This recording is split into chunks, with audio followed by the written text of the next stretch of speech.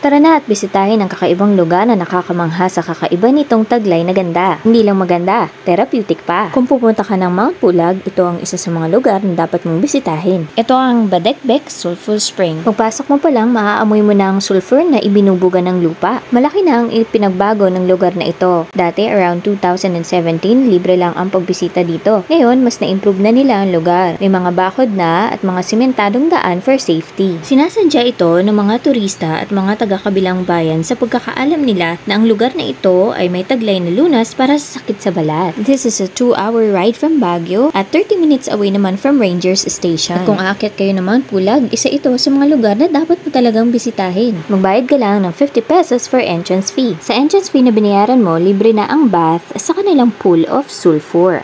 At syempre, ito na rin ang pagkakataon na ma-experience namin ito. Mukha siyang nakakatakot sa una dahil sa kulay green nitong tubig. Maaamoy mo ang usok ng